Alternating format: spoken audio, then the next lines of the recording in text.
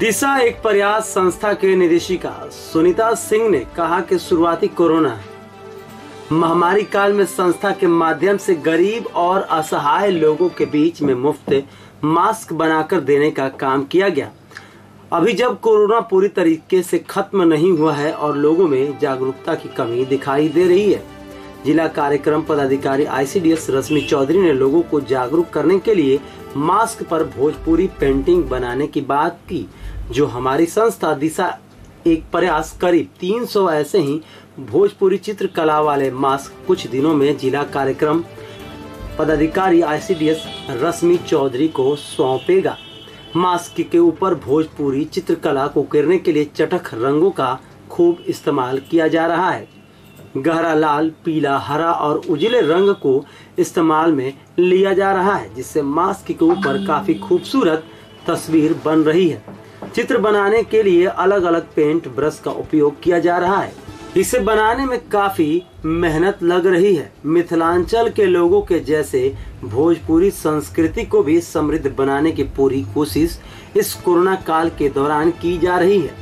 कपड़े से बने 2 या 3 लेयर वाले मास्क पर एप्लिक और पेंटिंग के माध्यम से चित्र बनाया जा रहा है। कोहबर और पीड़िया की पेंटिंग बनाई जा रही है। भोजपुरी चित्रकला को मास्क पर दर्शाने का कार्य दिशा एक प्रयास संस्था के कलाकार अनिता पांडे और पंडित तानसिंह द्वारा किया जा रहा है। इस समय हम खड़े हैं दिशा एक प्रयास संस्था में। इस संस्था के द्वारा आज के समय में बहुत सी चीज़ें सिखलाई जाती हैं। वैसे तो यहाँ बहुत कुछ सिखलाया जाता है, लेकिन अभी यह संस्था एक चीज़ के लिए सुर्खियों में, वो है मास्क पर भोजपुरी पेंटिंग। जी हाँ, मैं इसलिए बता रहा हूँ कि कोरोना का समय चल रहा है और पूरे देश में हर लोगों से मास्क पहनने की अपील की जा रही है।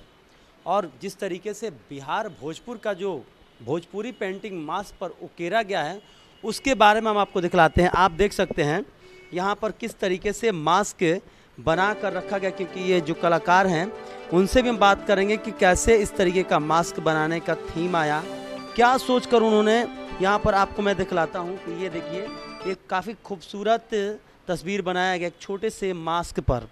और बहुत कुछ चीज़ें हैं आपके सामने हैं जो भोजपुरी पेंटिंग होती है, उनसे चीज़ों को बनाया गया है। ये देखिए, जो हमारे यहाँ चक्री में जो दाल वगैरह जो पहले पीसने का था वो है। और यहाँ जितने भी तस्वीर है आपको जो भी मास्क पर बनाया गया है वो एक से बढ़कर एक है।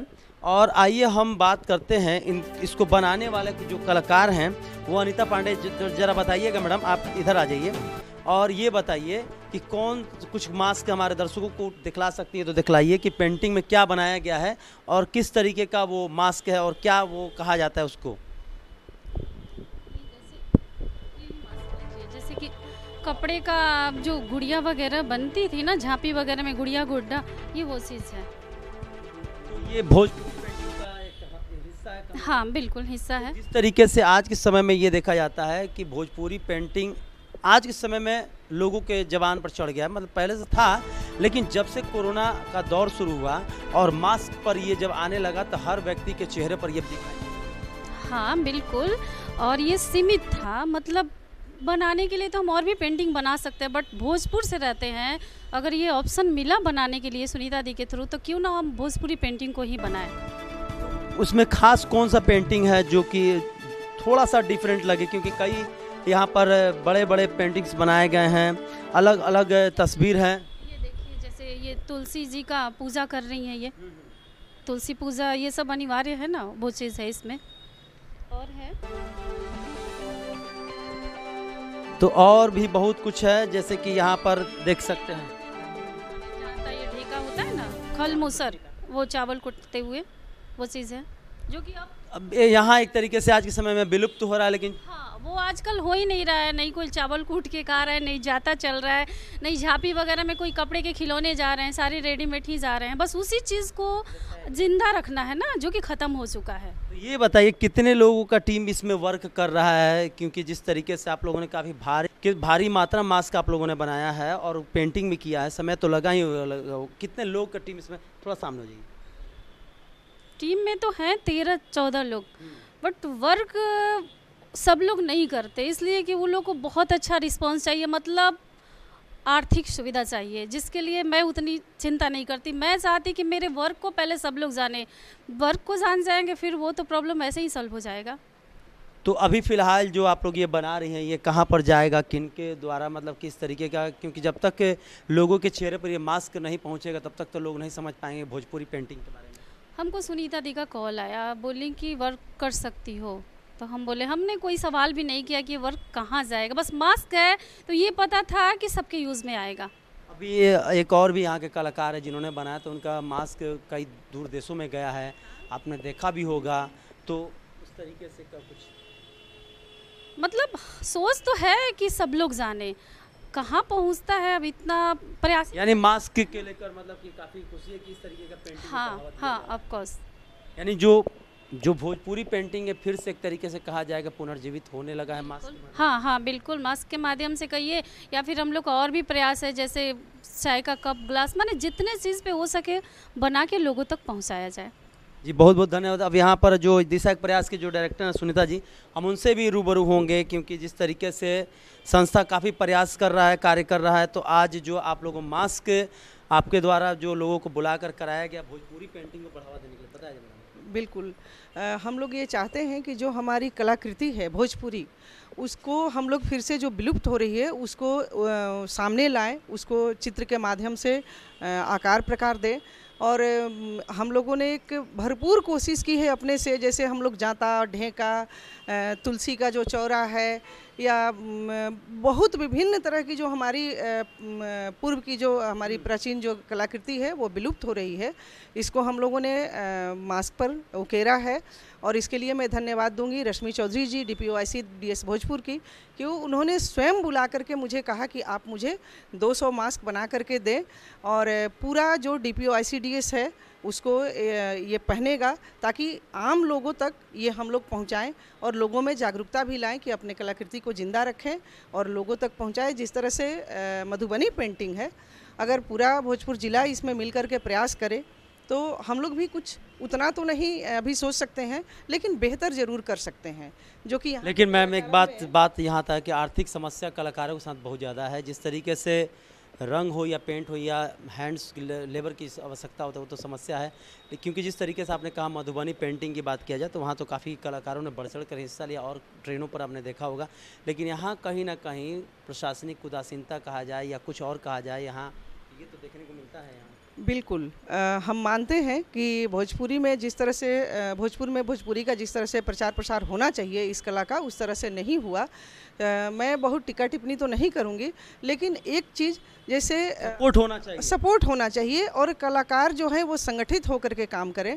हमने बहुतों को संपर्क किया, लेकिन सहयोग जो है अनीता जी के द्वारा ही हुआ, और वो एक महिला होने के नाते हुआ या एक कलाकार होने का नाते हुआ। मैं इस आपके चैनल से उनको धन्यवाद देना चाहती हूँ कि मैं काफ़ी परेशान थी, क्योंकि मैं भी कहीं ना कहीं चाहती थी कि मेरा जन्म जो है भोजपुर ज़िले में हुआ है, तो मैं यहाँ की धरती के लिए कुछ भी कर पाऊँ, अपनी संस्कार और प्राचीन जो कला है। अब ये मास्क कहाँ जाएगा? ये जाएगा DPO ICDS भोजपुर रश्मि चौधरी जी के यहाँ, और वहाँ से उन्होंने कहा कि हमारे ऑफिस के सारे जो कर्मी हैं इस मास्क को पहनेंगे।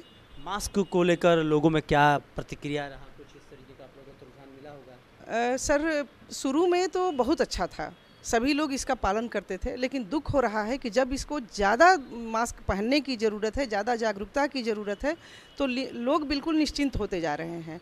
और ऐसा नहीं है कि कोरोना ठीक हो गया तो हम बिल्कुल स्वस्थ हो गए, क्योंकि काफ़ी सारी घटनाएं जो देखने को मिल रही हैं कि इम्यूनिटी सिस्टम को काफ़ी कमज़ोर कर रहा है।